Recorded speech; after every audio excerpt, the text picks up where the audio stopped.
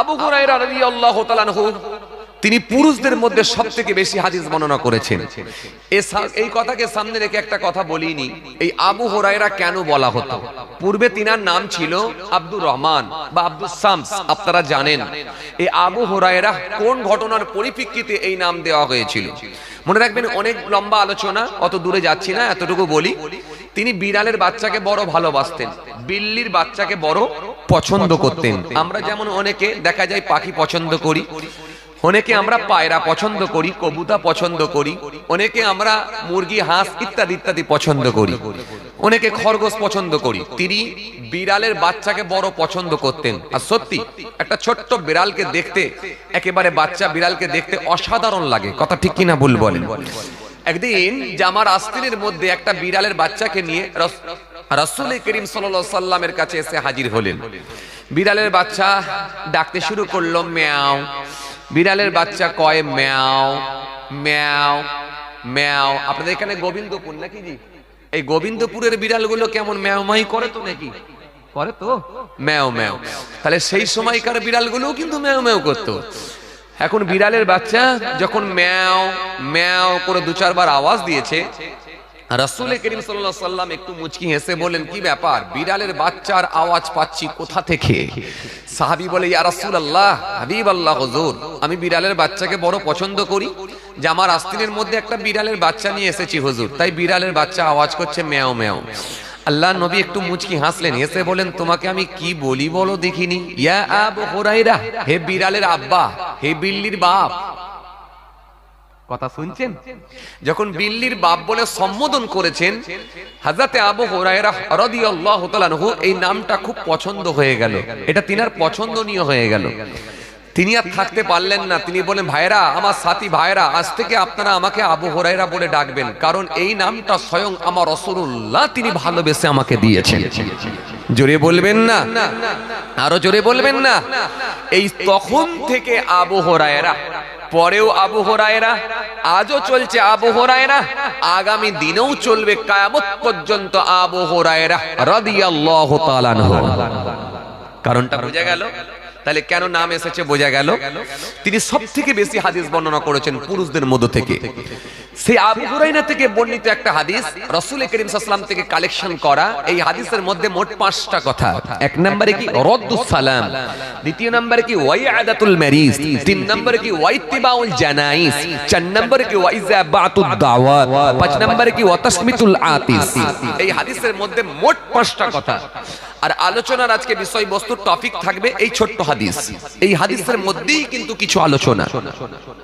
তাহলে এক নম্বরে ছিল কি রদ্দুস সালাম, দ্বিতীয় নম্বরে কি ওয়াইআদাতুল মারিজ, তিন নম্বরে কি ওয়াইতিবাউল জানাইজ, চার নম্বরে কি ওয়াইজাবাতুদ দাওয়াত, পাঁচ নম্বরে কি ওয়াতাসমিতুল আতিস। এই 5টা কথা। এই হাদিসটা কিন্তু খুব কমন হাদিস, আপনারা একাধিক ওলামা হযরতদের মুখে আপনারা শ্রবণ করেছেন, শুনেছেন। অনেকের হাদিসটা মুখস্থ আছে, আর মুখস্থ না থাকলে আমি মানেটা বললে সবার মনে এসে যাবে যে হ্যাঁ এই হাদিসটা বারে বারে শুনেছি। তবে এই কমন হাদিসকে সামনে রেখে আপনাদের সামনে আমি কিছু আলোচনা করতে চাইছি। আপনারা লক্ষ্য করুন, খুব ধ্যান দেন এবং মনোযোগ দিয়ে শ্রবণ করার চেষ্টা করুন। তাহলে এক নম্বরে কি হয়েছিল? এক নম্বরে রাসূল বলেন রদ্দুস সালাম, দেখলে সালাম দাও। এক মুসলমানকে দেখলে সালাম দাও, যেটা আমি প্রথমেই আপনাদেরকে দিয়েছিলাম, কিন্তু উত্তর আমি ভালো মতো পাইনি। খুব ভালো করে শোনেন, আমি তখন থেকেই ঠিক করে নিয়েছি আজকে এই আলোচনাই করব। কেন উত্তর দেবেন না? আপনারা বসিরহাট এলাকার লোক, যথেষ্ট আপনারা ধার্মিক, উত্তর দিতে হবে আপনাদেরকে উচ্চ আওয়াজে, মন খুলে দিতে হবে। এত নারাজির সঙ্গে কেন? এত নারাজির সঙ্গে কেন?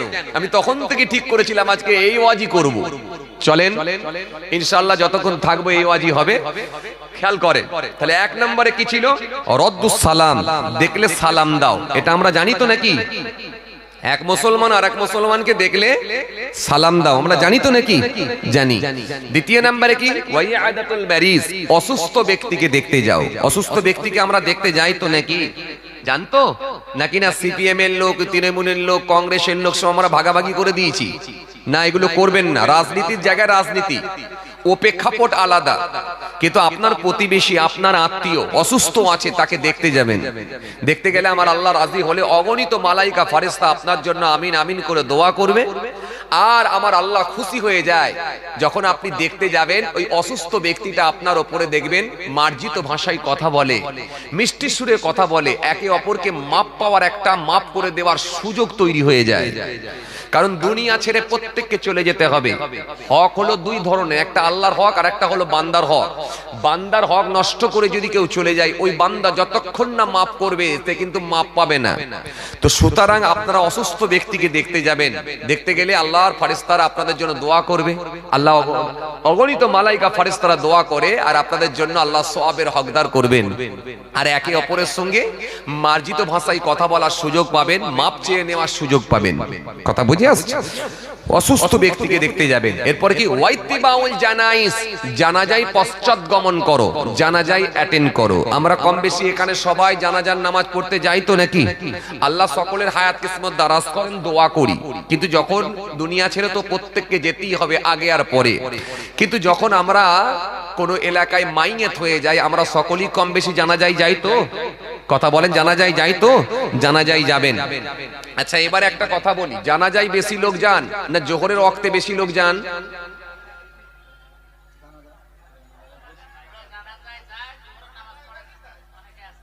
অবস্থা বুঝতে পাচ্ছেন? অবস্থা বুঝতে পাচ্ছেন? আচ্ছা, আপনাকে আমি একটা কথা বলি, মাস্টার সাহেব স্টুডেন্ট গুলোকে বলেছে, যেগুলো আমি রাইট চিহ্ন মারছি, দাগ মারছি, very very important, very very important, লাল লাল কালির দাগ মারছি, এইগুলো তোমরা মুখস্থ করে আনবে। এই 10টা পয়েন্ট, এই 10টা কোশ্চেন দিচ্ছি, এগুলো মুখস্থ করে আনবে। আপনি পরদিনে ওই 10টা কোশ্চেনের অ্যানসার করে নিয়ে যাবেন, মুখস্থ করে নিয়ে যাবেন, না পরের পেজ থেকে অর্থাৎ পরের পৃষ্ঠা থেকে মুখস্থ করে নিয়ে যাবেন? কোনটা করবেন? যেগুলো দাগ মারবে ওগুলো মুখস্থ করবেন, মাস্টার যেগুলো দিয়েছে ওগুলো করবেন, নাকি না পরের পৃষ্ঠা থেকে মুখস্থ করবেন? মাস্টার যেগুলো দিয়েছে সেগুলো করবেন, তাই না? আসেন এবারে বোঝেন, জানাজার নামাজ হলো ফারজে কিফায়ার নামাজ, আর জোহর, আসর, মাগরিব, এশা, ফজর ইত্যাদি এগুলো হলো ফারজে আইন। এটা যদি কেউ ছেড়ে দেয় ইচ্ছাকৃতভাবে, আল্লাহ তাকে কোশ্চেন করবে, প্রশ্ন করবে, কোশ্চেন করবে যে কেন ছেড়ে দিলি। কিন্তু জানাজার নামাজ যদি একটা ফসকে যায়, আল্লাহ কিন্তু প্রশ্ন করবে না যে তুই কেন জানাজার নামাজে হাজির হলি না। তাহলে কোনটার গুরুত্ব দেওয়া দরকার ছিল বেশি? কথা কিছু বুঝতে পারছেন? আমরা অনেক সময় দেখতে পাই কি জানেন, হায় রে হায়, আসর বাদে জানাজার নামাজ হবে, অবাক হয়ে যায়। আল্লাহু আকবার। কত মানুষ দেখছি মাঠের উপরে বসে আছে, চায়ের দোকানে টুলের উপরে বসে আছে, মাচার উপরে বসে আছে, জিজ্ঞাসা করা হচ্ছে কই গো আসরের নামাজ পড়তে যাবেন না? আসর বাদে তো জানাজা হবে, আসরের নামাজ পড়তে যাবেন না? বলেন না না, আমরা তো জানাজা পড়তে এসেছি। না না, আমরা তো জানাজা পড়তে এসেছি। মানে ওরা হচ্ছে ওই লাইনের লোক না, ওরা শুধু জানাজা পড়বে, মানে দাঁড়িয়ে দাঁড়িয়ে পড়বে, যা করার দাঁড়িয়ে দাঁড়িয়ে। সিজদা ওরা দেবে না, ওয়াদা করে নিয়েছে সিজদা কোনোদিন দেবে না। আল্লাহু আকবার, আল্লাহু আকবার। আপনাকে আমি একটা কথা বলি, ভালো করে শোনেন। জানাজার নামাজ পড়তে যাবেন, নিশ্চিতভাবে আমার আল্লাহ সওয়াবের হকদার করবেন, অবশ্যই যাবেন। কেন যাবেন না? নিশ্চয়ই যাবেন, যেহেতু রাসূল বলেছেন যাও, জানাজায় পশ্চাৎগমন করো, এটা তোমার হকের মধ্যে পড়ে, অবশ্যই যাও, নিশ্চয়ই যাবেন। কিন্তু প্রশ্ন আপনার কাছে আমার একটা, আপনাকে যদি বলা হয়, একজন সবজি বিক্রেতা যদি বলেন যে 3 কিলো বেগুন কিনলে 200 গ্রাম ফ্রি, এখন আপনি যদি যে বলেন যে 200 গ্রাম ফ্রিটা আমাকে দাও, দোকানদার কি আপনাকে দেবে বলে মনে হয়? দোকানদার বলবে ভালো করে কথাটা আমার বোঝার চেষ্টা করুন, আপনাকে বলেছি 3 কিলো কিনলে তবে 200 গ্রাম ফ্রি, না কিনলে কোনো ফ্রি পাওয়ার সুযোগ নাই। আল্লাহ আপনাকে তখনই সওয়াব দেবেন যখন আপনি জোহর, আসর, মাগরিব, এশা, ফজর পড়বেন। ওটা করলে এটা সওয়াব পাবেন, আর ওটা ছেড়ে দিয়ে এটা করলে কখনো সওয়াব পাওয়ার আশা করবেন না। আপনি মনে মনে ভাবছেন এই একটা মাইয়ের বাড়িতে গিয়ে আমি যদি জানাজা পড়ে দিই মনে হয় বিরাট সওয়াব পেয়ে যাব। কে আপনাকে বলেছে? একটা জানাজার নামাজ পড়লে হ্যাঁ 1 কেরাত পরিমাণ সওয়াব আল্লাহ দিতে পারেন, 1 কেরাত পরিমাণ সওয়াব আল্লাহ ইচ্ছা করলে উহুদ পাহাড় সমান সওয়াব আল্লাহ দিতে পারেন। কিন্তু কার জন্য? 3 কিলো বেগুন কিনলে তবে তো 200 গ্রাম ফ্রি। আর আপনি যদি বলেন ফ্রিটা নেবো, বেগুনটাই কিনবো না, তাহলে কখনো হয়? আপনি জোহর, আসর, মাগরিব সব ছেড়ে দিলেন, যে জানাজায় দাঁড়িয়ে গেলেন, আপনি কেমন করে সওয়াবের হকদার হবেন? এটা কি করে ভাবলেন? এটা কি করে ভাবলেন? মনে রাখবেন, আপনাকে যেটা না করলে কোশ্চেন করা হবে ওটার গুরুত্ব আগে দেন। আপনি আসরের নামাজ যদি ছেড়ে দেন আল্লাহ কোশ্চেন করবে, জোহর ছেড়ে দিলে কোশ্চেন করবে, কিন্তু একটা জানাজার নামাজে পৌঁছাতে না পারলে কোনো কোশ্চেন আসবে না। এটা ফার্জে কিফায়ের নামাজ। ফার্জে কিফায়ের নামাজ কমপক্ষে যদি 3 জন মিলে আদায় করে, তাও গোটা গ্রামবাসীর পক্ষ থেকে জানাজার নামাজের হক আদায় হয়ে যাবে। তাহলে বুঝতে পারছেন কথা কিছু? আর আপনি যদি পড়তে পারেন আলহামদুলিল্লাহ, আল্লাহ আপনাকে সওয়াবের হকদার করবে। কিন্তু আসরের নামাজ ছেড়ে দিয়ে নয়, মাগরিব ছেড়ে দিয়ে নয়, ওটা করে এটা, এটা করে ওটা নয়, এটা করে এটা, ওটা ধরলে তবে এটা করে। আসেন খেয়াল করেন, তাকান, লক্ষ্য করেন। ওয়াইতিবাউল জানাইজ ওয়াইজাবাতুদ দাওয়াত, দাওয়াত কবুল করো। এক মুসলমান যদি দাওয়াত দেয়, তার দাওয়াতে তুমি অ্যাটেন্ড করো। যদি সে হারাম খাদ্যের সঙ্গে সম্পৃক্ত হয়, তার দাওয়াতে তুমি যাবে না, তাকে অ্যাভয়েড করো। কারণ হারাম খাদ্য যে ভক্ষণ করে তার সঙ্গে কোনো সম্পর্ক থাকতে পারে না। আর যে নিজে হারামের সঙ্গে যুক্ত, তার বাড়িতে দাওয়াত খেতে গেলে আপনাকেও হারাম খাওয়াবে, এটা একেবারে 100% নিশ্চিত, এটা একবারে সত্য। আপনাকেও হারাম খাদ্য ভক্ষণ করিয়ে দেবে। কথা বলেন ঠিক কিনা ভুল বলেন? আছে না? হ্যাঁ, আমাদের সমাজে আপনি অবাক হয়ে যাবেন, ম্যাক্সিমাম লোক এখন সুদখোর হয়ে গেছে। ম্যাক্সিমাম লোক সুদখোর হয়ে গেছে। সুদখোরের মেয়ের বিয়ে দিচ্ছে, লাখ লাখ টাকা খরচা করছে, গোটা গ্রামবাসী সবাই দাওয়াত খেতে গেছে। মুরব্বী এক চাচা আর এক চাচাকে বলছে আসরের নামাজ পড়ে নামাজ সময় সিঁড়িতে বলছে, ভাই কি করবে গো, হুজুর তো বললো যে হারাম খাদ্য খায়, তার বাড়িতে দাওয়াত খেতে বারণ করলো, কি করবে? বলছে যদি না যাও তাহলে তুমি আর আমি, যদি না যাও, না যাবে তো তুমি আর আমি বাদ পড়বো, বাকি তো সবাই যাবে। এখন বাকি সবাই যাবে আর তুমি আর আমি না যাবে, তো কি আর হবে? তখন বলছে তাহলে কি করা যাবে? বলে চলো যে খেয়ে চলে আসি, দরকার হলে আর একবার তওবা করে নেবো, নিয়ে কলমা পড়ে নেবো। একদম যাবেন না। যারা হারামের সঙ্গে যুক্ত হয়েছে তাদের সঙ্গে কোনো সম্পর্ক থাকতে পারে না। রাসূল হাদিস দিয়েছেন, লা ইয়াদখুলুল জান্নাতা লাহামুন নাবাতা মিনাশ শাউতি ওয়া কুল্লু লাহাবিন নাবাতা মিনাশ শাউতি কানাতিন নারু আওলা বিহি। নবী বললেন, জেনে শুনে যদি এক জাররা পরিমাণ হারাম খাদ্য ভিতরে ঢুকে যায়, আমি নবী বলছি ওই শরীরটা জান্নাতে যাবে না।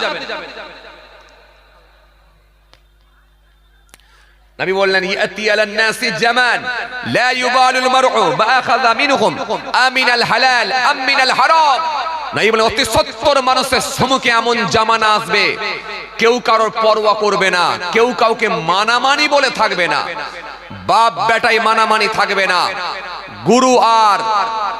গুরু আর শিষ্যর মধ্যে মানামানি থাকবে না, ছাত্র মাস্টারের মধ্যে মানামানি থাকবে না, মানামানি জিনিসটা উঠে যাবে। সেই সময়টা হবে খুব করুণ সময়, যে সময় মানামানি থাকবে না, কেউ কারোর পরোয়া করবে না। খালি একটাই কথা, যে কোনো উপায়ে বড় লোক হতে হবে। বড় লোক কিভাবে হওয়া যায় এছাড়া তার আর কিছু ভাববে না। হাদিসগুলো কি মিলছে বলে মনে হচ্ছে? বলছি হাদিসগুলো কি মিলছে বলে মনে হচ্ছে? হ্যাঁ, আপনাদের পাড়ায় যে সুদ খায় তাদের সঙ্গে কোনো রিলেশন রাখবেন না, যে লটারির টিকিট কাটে তার সঙ্গে কোনো সম্পর্ক রাখবেন না।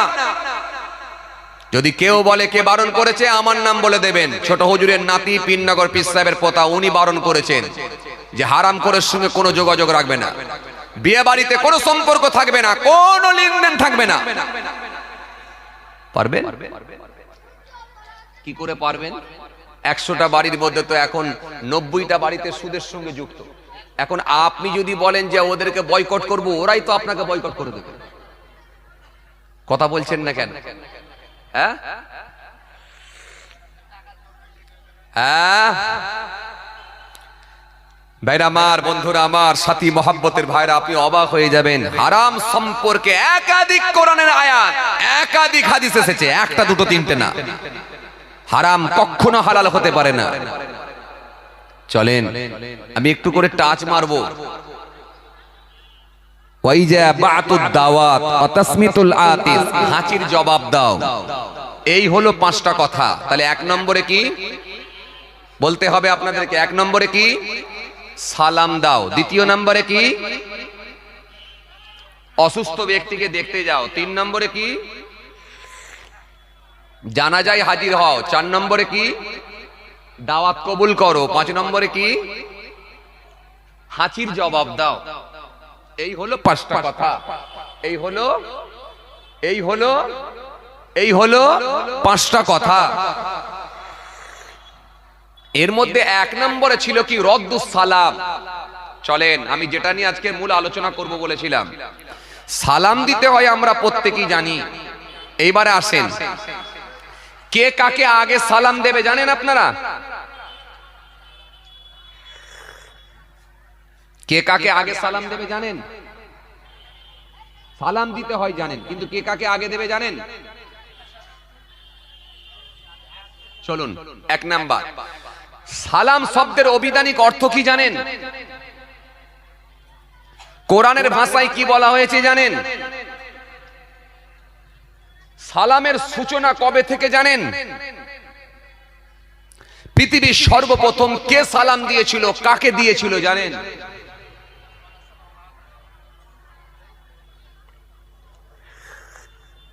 সালাম কি জ্যান্ত মানুষদের জন্য না মৃত মানুষদের জন্য?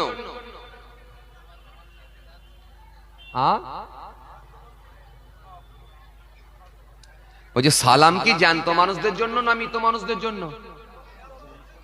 জ্যান্ত মানুষদের জন্য। তার মানে কবরস্থানে কোনোদিনই সালাম দেননি?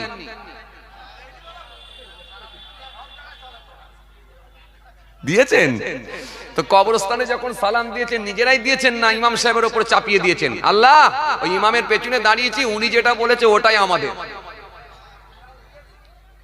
দিয়েছেন? মাশাআল্লাহ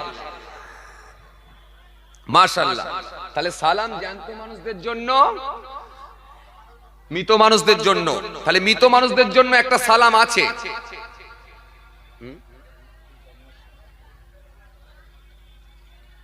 রোজার সম্পর্কে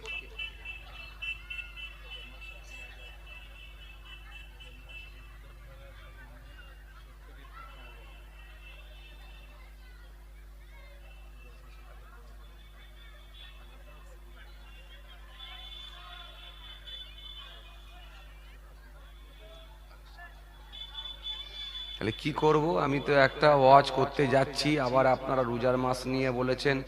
রোজার সম্পর্কে তো আমি এমনি আলোচনা করেছি, পূর্বের ক্যাসেটে আপনারা পেয়ে যাবেন। রোজার গুরুত্ব নিয়ে আলোচনা করেছি। আর সুদখোরের বাড়িতে খাওয়া যাবে কিনা এই তো এই আলোচনা তো একটুখানি করছিলাম, ওটা দিয়ে দিয়েছেন। আবার ওই কি বলে কালেকশন, এত কাজ কি করে মেটাবো বলেন দেখিনি? হ্যাঁ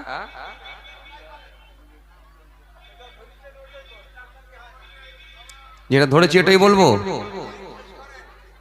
আচ্ছা তাহলে ওটা শেষ করি, তারপরে দেখা যাক ইনশাআল্লাহ। রোজা সম্পর্কে আমি পূর্বের ক্যাসেটে আলোচনা করেছি। আল্লাহ রাব্বুল আলামিন কোরআনের মধ্যে বলেছেন, ইয়া আইয়ুহাল্লাযীনা আমানু কুতিবা আলাইকুমুস সিয়াম কামা কুতিবা আলাল্লাযীনা মিন ক্বাবলিকুম লাআল্লাকুম তাত্তাকুন। রোজা সম্পর্কে একাধিক কোরআনের আয়াত এসেছে। শাহরু রমাদান আল্লাযী উনজিলা ফীহিল কুরআন হুদাল লিন-নাস ওয়া বাইয়িনাতিন মিনাল হুদা ওয়াল ফুরকান ফামান শাহিদা মিনকুমুশ শাহরা ফালইয়াসুম ওয়া মান কানা মারিদান আও আলা সাফারিন ফাইদ্দাতুম মিন আইয়ামিন উখর ইরিদুল্লাহু বিকুমুল ইসরা লা ইউরিদুকুম বিকুমুল উসরা। কোরআনের আয়াত এসেছে একাধিক রোজা সম্পর্কে। হাদিস পাকের মধ্যে এসেছে রোজা এই আয়াতগুলো ব্যাখ্যা করলে তো রোজার টাইম শেষ হয়ে যাবে, আলোচনা শেষ হয়ে যাবে। কিন্তু যেহেতু প্রথমেই এসে আমি সালামের উত্তরটা ভালো মতো পাইনি বলে আজকে আমি এই টপিকটা তৈরি করে নিয়েছি। চলেন দেখে যাক, এটা আমি শেষ করি, তারপরে যে ইনশাআল্লাহ সময় থাকে একটু আলোচনা করব। আসেন তাহলে সালাম কথার অভিধানিক অর্থ কি? কে কাকে আগে সালাম দেবে? সালামের সূচনা কবে থেকে? পৃথিবীর সর্বপ্রথম কে সালাম দিয়েছিল, কাকে দিয়েছিল? ভালো করে শোনেন। আইয়ামে জাহেলিয়াতের যুগে মানুষ কথোপকথন করার পূর্বে কোন বাক্য ব্যবহার করত? সালাম যদি জ্যান্ত মানুষদের জন্য হয় তাহলে মৃত মানুষদের জন্য কি সালাম আছে? সালাম যদি মৃত মানুষদের জন্য হয় তাহলে নবী আম্বিয়া সালামদের জন্য কেমন সালাম? সাহাবায়ে কেরামদের জন্য কেমন সালাম? ভালো করে শুনবেন। সাহাবায়ে কেরামদের জন্য কেমন সালাম? মুসলমান গায়ের কম এক জায়গায় যদি থাকে সেই ক্ষেত্রে আপনি সালাম দেবেন, ওই সালামটা কেমন সালাম? ভালো করে শুনেন। সালাম দেওয়াটা কি একটু বলেন, এটা বলতে পারবেন? সালাম দেওয়া সুন্নাত। হ্যাঁ সালাম দেওয়া সুন্নাত, জবাব দেওয়া ওয়াজিব। তাহলে সালাম দেওয়াটা হলো সুন্নাত। কিন্তু এমন কিছু জায়গা আছে যেখানে সালাম দিলে সুন্নাত হওয়া তো অনেক দূরের ব্যাপার, বরং মাকরুহ হয়। সেটা কোন কোন জায়গা? তাহলে সালামকে সামনে রেখে কিন্তু আমরা অনেক কথা পাচ্ছি। সালামের গুরুত্ব কিন্তু অনেক বেশি। আমরা অনেক মানুষ এগুলো বুঝি না বলে দিতে চাই না, অবহেলা করি। আসেন আমি আপনাদের সামনে একটু একটু করে কতগুলো আলোচনা করা যায় দেখি, খেয়াল করেন, লক্ষ্য করেন। সালাম কথার অভিধানিক অর্থ হলো বিপদ আপদ দস্তুটি থেকে নিরাপদে থাকা। আর কোরআনের পরিভাষায় বলা হয় শান্তি বর্ষিত হোক। জান্নাতি ব্যক্তিগুলোকে আল্লাহ রাব্বুল আলামিন যখন জান্নাতে দেবেন, জান্নাতি ব্যক্তিগুলো যখন জান্নাতে যাবে তখন আল্লাহ রাব্বুল আলামিন তাদেরকে ওয়েলকাম দেবেন, স্বাগতম জানাবেন। কি বলবেন? সালামুন আলাইকুম তিবতুম ফাদখুলুহা খালিদিন। সালামুন আলাইকুম, তোমাদের উপর শান্তি বর্ষিত হোক, তিবতুম সুখময় হও, ফাদখুলুহা খালিদিন, তোমরা দাখিল হও, প্রবেশ করো চিরস্থায়ীভাবে। অর্থাৎ এই কথা দ্বারা আল্লাহ বোঝাতে চেয়েছেন জান্নাতের মধ্যে জান্নাতীদেরকে আল্লাহ বলেছেন জান্নাতের সুসংবাদ দিয়েছেন। একটু জোরে বলবেন না?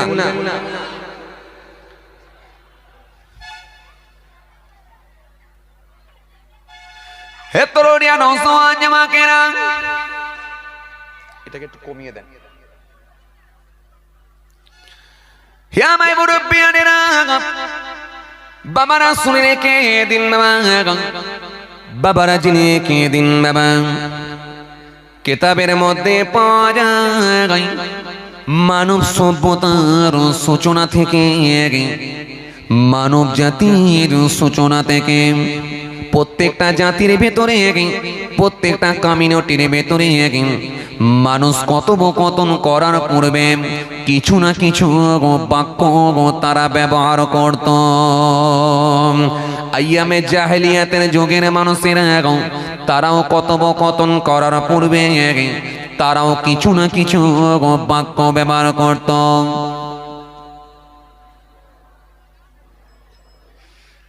তরুণিয়া নওজওয়ান জামাকেরা,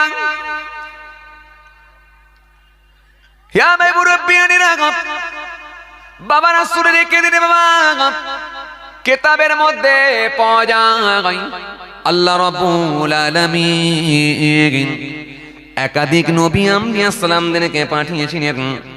একাধিক নবী আম্বিয়া সালামরা পৃথিবীর জমিনে এসেছিলেন।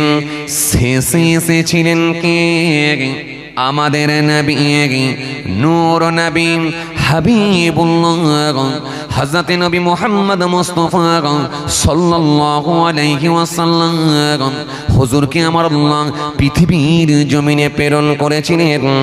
আমাদের নবী আসার আগে একাধিক নবী আম্বিয়া সালামদেরকে আমার আল্লাহ পৃথিবীর জমিনে প্রেরণ করেছিলেন। সুতরাং আমাদের নবী আসার আগে আমার আল্লাহ যে নবীকে পাঠিয়েছিলেন তিনি আর অন্য কেউ নয়, তিনি হলেন হযরত ঈসা রূহুল্লাহ।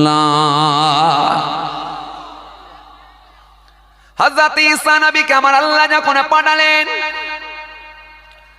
হযরত ঈসা নবীকে আমার আল্লাহ এরপরে আসমানে তুলে নিয়েছিলেন। অনেক লম্বা কথা। হযরত ঈসা নবী যখন আসমানে চলে গিয়েছিলেন এরপরে আর কোনো নবী ছিল না, কোনো রাসূল ছিল না, কোনো পয়গম্বর ছিল না। এই সময়টা হলো 570 বছর। 570 বছরের ব্যবধান। কোনো নবী নাই, কোনো রাসূল নাই, কোনো টিচার নাই, কোনো পয়গম্বর নাই। কিন্তু আমার আল্লাহ দেখলেন কি, ফলে মানুষ এত অন্যায় কাজের সঙ্গে যুক্ত হল, এত অন্যায় বাড়িয়ে দিল। তাদের খাওয়া আলাদা, শোয়া আলাদা, কথাবার্তা ধরন আলাদা, লেবাস পোশাক আলাদা, এমন কোন অন্যায় নাই আইয়ামে জাহেলিয়াতের যুগের মানুষেরা করে না। ফলে আমার আল্লাহ নারাজ হয়ে গিয়ে, আমার আল্লাহ অসন্তুষ্ট হয়ে গিয়ে রহমতের দরজায় তালা লাগিয়ে দেবার নির্দেশ দিলেন। সুতরাং পানি বন্ধ করে দিলেন। পানি আর হয় না, পানি আর হয় না। পানি যখন বন্ধ হয়ে গেল, পানি বন্ধ হয়ে যাওয়ার পরে জীবজন্তুগুলো সব পানির অভাবে মারা যেতে লাগলাম। জ্যান্ত গাছগুলো সব, পাতা ফল ফুলগুলো সব শুকিয়ে শুকিয়ে ঝরে যেতে লাগলো। আরববাসীরা পানি পানি করে অস্থির হয়ে পড়ল।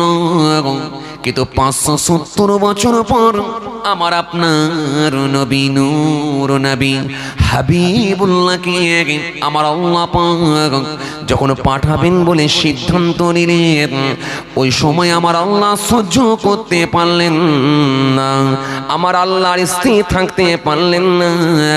একজন ঘোষণাকারী ফারিস্তাকে আমার আল্লাহ ঠিক করলেন, যাও আসমানে একটু ঘোষণা করে দাও, আসমানে একটু জানিয়ে দাও যে নবী দুনিয়ায় না আসলেন আমি আল্লাহ কিছুই বানাতাম না। পৃথিবী আসমান চন্দ্র সূর্য নবমণ্ডল ভূমণ্ডল কিছুই বানাতাম না। সেই আমার হাবিবকে আমি আল্লাহ অদ্যরাত্রিতে মা আমিনার পেটে পাঠিয়ে দিয়েছি, আমিনার পেটে পাঠিয়েছি আমি আল্লাহ পৃথিবীর জমিনে পাঠাবো। সুতরাং আমি আল্লাহ সহ্য করতে পারলাম না। যাও ফেরেশতা একটু আসমানে তুমি ঘোষণা করে দাও আমার হাবিব আসছেন, আমার বন্ধু আসছেন। ওই সময় আমার আল্লাহ থাকতে না পেরে রহমতের ফারেস্তাকে ডাকলেন, ফারেস্তারে আর দেরি করো না, যাও যাও চলে যাও চলে যাও। আরববাসীদের অপরাধের কারণে আমি আল্লাহ পাক রহমতের দরজাখানা বন্ধ করে দিতে বলেছিলাম, পানি বন্ধ হয়ে গিয়েছিল।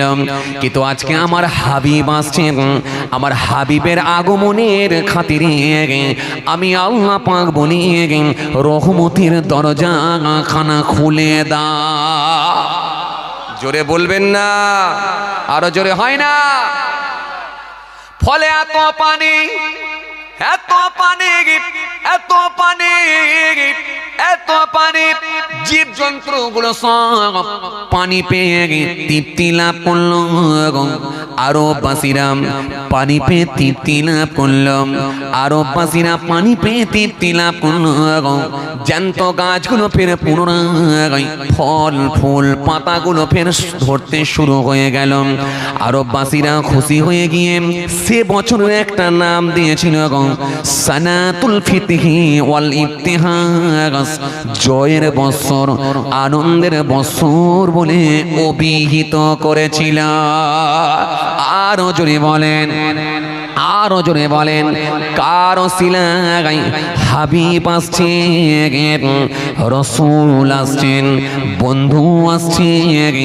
আমার হাবিবের আগমনেতে আমি আল্লাহ খুশি হয়ে গিয়ে অফুরন্ত পানি নাজিল করে দিয়েছি। বন্ধুকে আল্লাহ কত ভালোবাসতেন, কত মোহাব্বত করতেন, তাই কোরআন স্পষ্ট ঘোষণা দিয়েছে, ইয়া আইয়ুহাল্লাযীনা আমানুস্তাজিবু লিল্লাহ ওয়া লিরাসূল ইযা দাআকুম ইয়া আইয়ুহাল্লাযীনা আমানু লা তারফাউ আসওয়াতাকুম ফাওকা সাওতিন নবী। কোরআন এক জায়গায় নয়, একাধিক জায়গায় তার হাবিবুল্লাহকে নিয়ে আমার আল্লাহ আলোচনা করেছেন। জোরে বলবেন না? সে বন্ধুর আগমনেতে আমার আল্লাহ আকাশ থেকে বৃষ্টি বর্ষণ করলেন, পানি দিলেন, অফুরন্ত পানি নাজিল হলো। সেই রাসূল এলেন, আরববাসীদেরকে দেখলেন, আমার নবী সব আস্তে আস্তে আস্তে আস্তে কুসংস্কারগুলোকে সব মুছতে শুরু করলেন, ডিলিট করতে শুরু করলেন। আল্লাহ নবী দেখতে পেলেন, এই ডিলিট করতে করতে আল্লাহ নবী দেখতে পেলেন আরববাসীদের ভেতরে কথোপকথন করার পূর্বে, আইয়ামে জাহেলিয়াতের যুগের মানুষেরা কথোপকথন করার পূর্বে তারা কিছু বাক্য ব্যবহার করে। কি বাক্য? একে অপরের সঙ্গে দেখা হলে কেউ বলে সুপ্রভাত, শুভ প্রভাত, কেউ বলে চক্ষু ঠান্ডা হোক, চক্ষু শীতল হোক, কেউ বলে শুভ সন্ধ্যা, কেউ বলে শুভ সকাল। আমি আসল জায়গায় এলাম, কিন্তু ভালো করে বুঝবেন। এই যে কথোপকথন করার পূর্বে কি কথা বলতো তারা, এই কথাগুলোকে আল্লাহ নবী ডিলিট করলেন। ডিলিট করে দিয়ে বলে, এই শুভ সন্ধ্যা শুভ সকাল এই রকম কথা বলো না, যার কোনো অর্থ পাওয়া যায় না। কি বলবে? তোমরা একে অপরের সঙ্গে দেখা হলে ফার্স্ট সালাম দাও। কি বলবে? আসসালামু আলাইকুম। যিনি শ্রবণ করবেন তিনি বলবেন ওয়া আলাইকুম আসসালাম। তোমরা একে অপরকে দোয়া দাও, দোয়া করে কথোপকথন শুরু করো। এই শিক্ষাটা কিন্তু আমার নবী দিয়ে দিলেন। শুধু বললেন না, বরং সেটাকে করে দেখালেন। আল্লাহ নবী হাবিবুল্লাহ নবী জনাবে মুহাম্মদ রাসূলুল্লাহ সাল্লাল্লাহু আলাইহি সাল্লাম তিনি বললেন, দেখো হে আমার সাহাবীরা, তোমরা একে অপরের বাড়ির দরজার সামনে গিয়ে যখন পৌঁছাবে নাম ধরে ডাকবে না। কি বলবে? একে অপরের বাড়ির দরজার সামনে গিয়েও সালাম দেবে। বাড়িওয়ালা সাহেব যদি বাড়িতে থাকেন তিনি সালামের জবাব দেবেন, জবাব দিয়ে বেরিয়ে আসবেন। তোমরা প্রয়োজনীয় কাজটাও মেটাতে পারবে, একে অপরকে দোয়া করতে পারবে। আমরা মাঝে মাঝে আমাদের প্রতিবেশী কোনো মানুষের কাছে কোনো প্রয়োজনে যখন যাই, দরজার সামনে গিয়ে নাম ধরে ডাকি না? কথা বলেন একটু, ডাকি না? আমরা গিয়ে ডাকি, কি বলি? খালেক ভাই আছেন, একটু বেরিয়ে আসেন না খালেক ভাই। যদি খালেক ভাই আপনার থেকে বয়সে বড় হয় তাহলে আপনি এইভাবে সম্বোধন করে কথা বলেন। আর খালেক ভাই যদি আপনার থেকে ছোট হয় তাহলে বলে, এই খালেক একটু বেরিয়ে আয় না বাবা, একটু দরকার ছিল, একটু বেরিয়ে আয় না বাবা। আপনারা যদি এখানে আবার কেউ খালেক ভাই থাকে, যেন রাগটা করেননি, আমি জাস্ট বোঝানোর জন্য বলছি যে আমাকে কেন ধরে টানছে হুজুর, এত লোক আছে সবাইকে না ডেকে আমাকে কেন ডাকছে? আসেন, আমি বোঝানোর জন্য বলছি, খেয়াল করেন, খেয়াল করেন।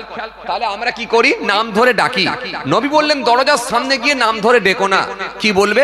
একটা সালাম দাও। বাড়িওয়ালা সাহেব যদি বাড়িতে থাকেন সালামের জবাব দেবেন, জবাব দিয়ে তিনি বেরিয়ে আসবেন, প্রয়োজনীয় কাজটাও মেটাতে পারবে।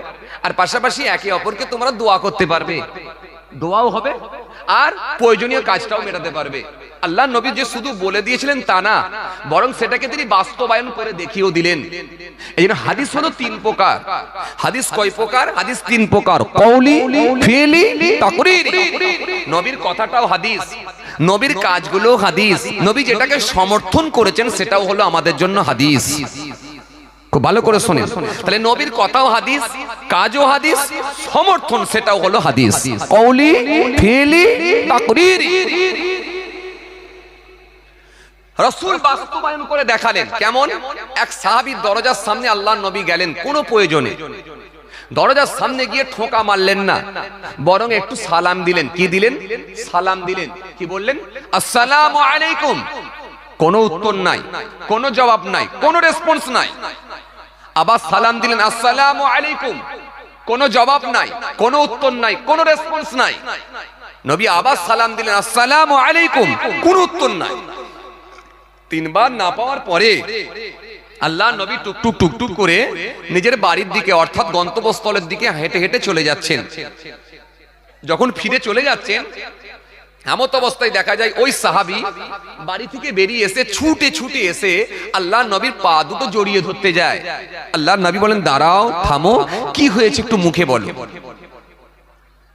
হে তরুণিয়া, নওজওয়ান জামাকেরা, ইয়া মাই মুরব্বিয়ানিরা, বাবার সুরে রেখে দিন বাবা। সাহাবী বলে, ইয়া রাসূলুল্লাহ, ওয়া হাবিবাল্লাহ, হুজুর বিয়াদবি নেবেন না হুজুর। আল্লাহ নবী বলেন, কি বিয়াদবি হয়েছে বলো। সাহাবী বলে, ইয়া রাসূলুল্লাহ, ওয়া হাবিবাল্লাহ, হুজুর হুজুর আপনি আমাকে ডেকেছেন, আমি সাহাবী বাড়িতেই ছিলাম, কিন্তু জবাবও আমি দিয়েছি, কিন্তু আস্তে করে দিয়েছি, ক্ষীণ স্বরে দিয়েছি। হুজুর আপনি দ্বিতীয়বার যখন আবার সালাম দিয়েছিলেন, সালামের জবাব দিয়েছি, কিন্তু আস্তে করে দিয়েছি, ক্ষীণ স্বরে দিয়েছি।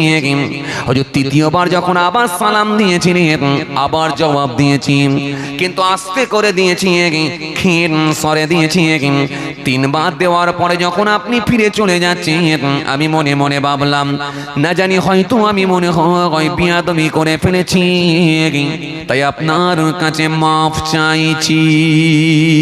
আল্লাহ নবী বিয়াদবি নেবেন না, মাফ করে দেন। আল্লাহ নাই বলে, সাহাবীরে তুমি যখন শুনতে পেলে তো আস্তে করে কেন আওয়াজ দিলে?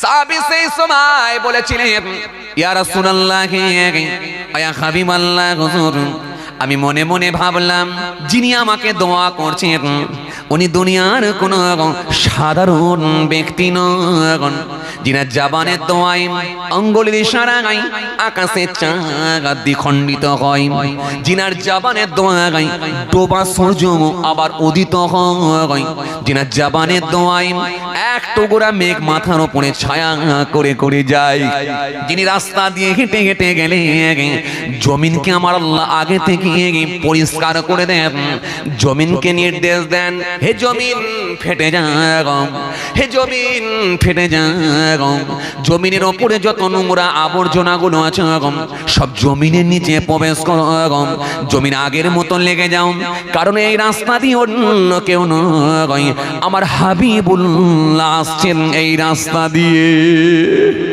জোরে হয় না আরো জোরে বলেন ইয়া রাসূলুল্লাহ ইয়া হাবিবাল্লাহ হুজুর তাই কোরআন বলেছে মাতাকুমুর রাসূল ফাখুযুহু ওয়া মা নাহাকুম আনহু ফান্তাহু আমার রাসূল তোমাদেরকে যা আদেশ করে তোমরা স্বতঃস্ফূর্তভাবে গ্রহণ করো নবী যেগুলো তোমাদের বারণ করে সেগুলো থেকে বিরত থাকো কেন নবীর আদেশ আর নিষেধ মানে স্বয়ং আল্লাহ পাকের আদেশ আর নিষেধ জোরে হয় না আরো জোরে হয় না ইয়া রাসূলুল্লাহ ইয়া হাবিবাল্লাহ হুজুর বিয়াদবি নেবেন না হুজুর বিয়াদবি নেবেন না আমি মনে মনে ভাবলাম সেই আখিরি নবী তিনি আমাকে সালাম দিচ্ছেন দোয়া করছেন 100% এই দোয়াটা অবশ্যই কবুল হবে আল্লাহর দরবারে এতে কোনো সন্দেহের অবকাশ নাই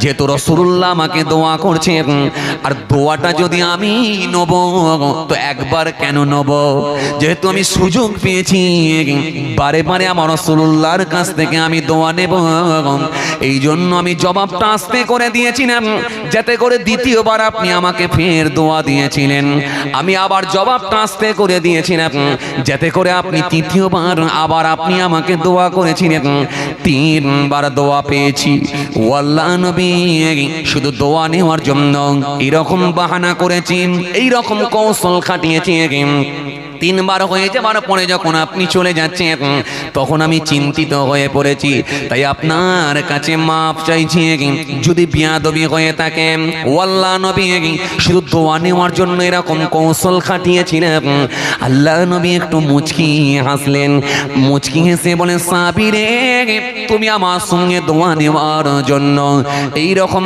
বাহানা করেছো কৌশল খাটিয়েছো আমি রাসূলুল্লাহ বলি তোমাকে জান ভরা দোয়া করছি জোরে হবে না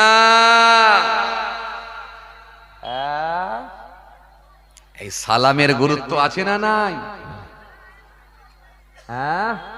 এই সালামের গুরুত্ব আছে এই শিক্ষা নবী দিয়েছিলেন বাড়ির দরজার সামনে গিয়েও তোমরা সালাম দাও আর আমি তো এসে মজলিসে দিয়েছিলাম আমি বলেছিলাম না আপনাদের সামনে একটা ওয়াজ করছি ভাইরা আমার আসেন সালাম কথার অভিধানিক অর্থ কি আমরা জেনেছি কোরআনের ভাষায় কি বলা হয় জেনেছি আইয়ামে জাহেলিয়াতের যুগে কোন বাক্য ব্যবহার করা হতো জেনেছি নবী সালামের প্রথা কেমন করে চালু করেছেন তাও জেনেছি এইবার আমরা আসেন সালামের সূচনা কবে থেকে সালাম এলো চলুন সালাম কবে থেকে এলো এইবার আমরা দেখে নিই সালামের শুরু কবে থেকে সালাম কোথা থেকে এলো মনে রাখবেন একটা লম্বা হাদিস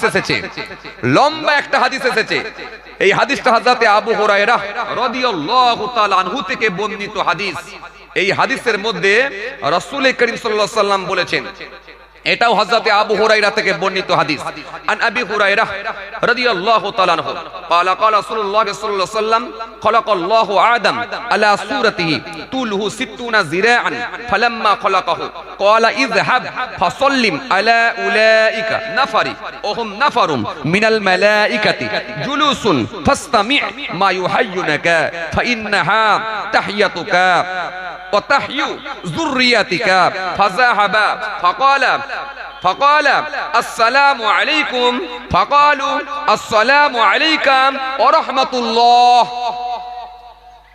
এরপরে হাদিসের আরো কিছুটা অংশ আছে অনেকটা বড়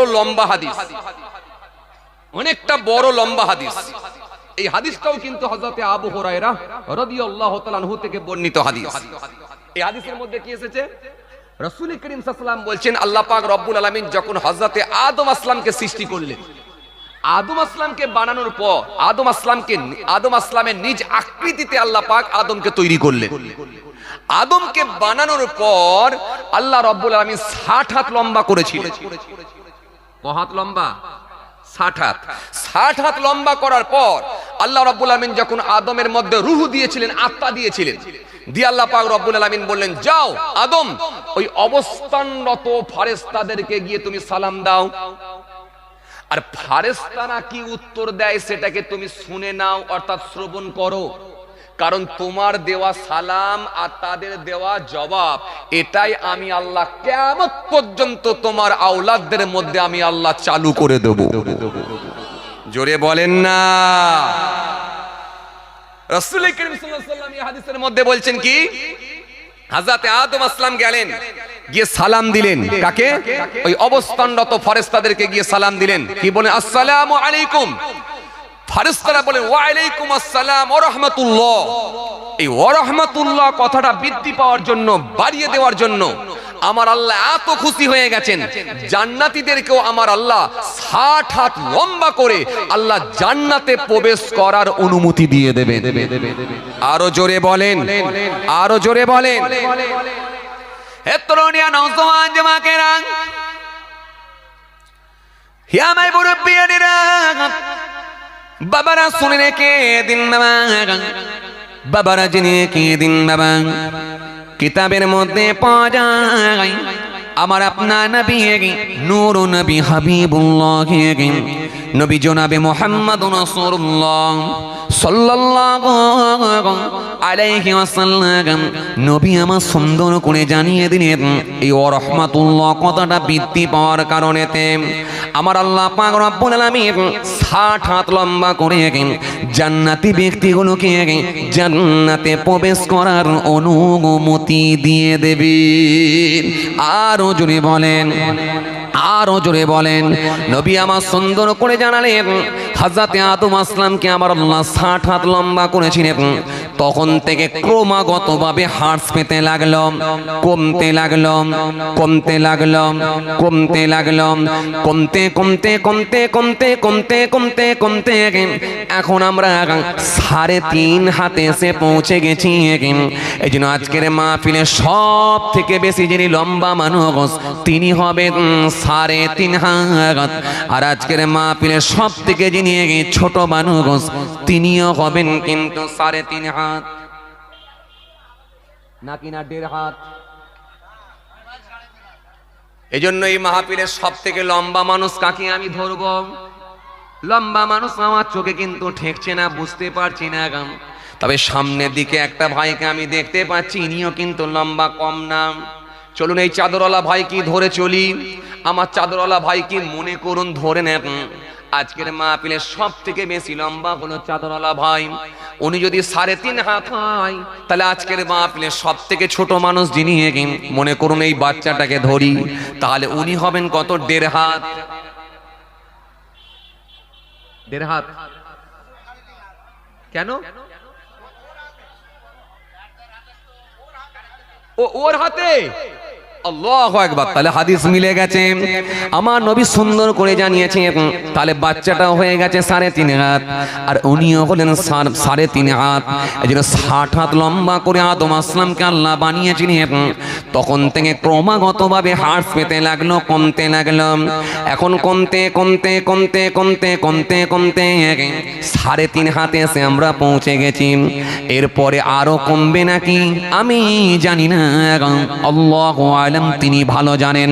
তবে আমার নবী সুন্দর করে জানালেন ওয়া রাহমাতুল্লাহ কথাটা বৃদ্ধি পাওয়ার জন্য, বাড়িয়ে দেওয়ার জন্য আল্লাহ রাব্বুল আলামিন যখন জান্নাতি ব্যক্তিগুলোকে জান্নাতে দেবে, তখন ওই জান্নাতি ব্যক্তিগুলোকে 60 হাত লম্বা করি জান্নাতে পাঠিয়ে দেবে।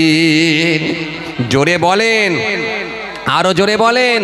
তাহলে তখনও 60 হাত লম্বা, আবার জান্নাতে যখন যাবে তখনও কিন্তু 60 হাত লম্বা, মাঝখানে কমতে কমতে 3.5 হাত, এরপরে আরো কমবে নাকি জানি না, কিন্তু মনে রাখবেন বাবাজি আমার ভাইরা, জান্নাতি ব্যক্তিগুলোকে আল্লাহ 60 হাত লম্বা করে পাঠাবে।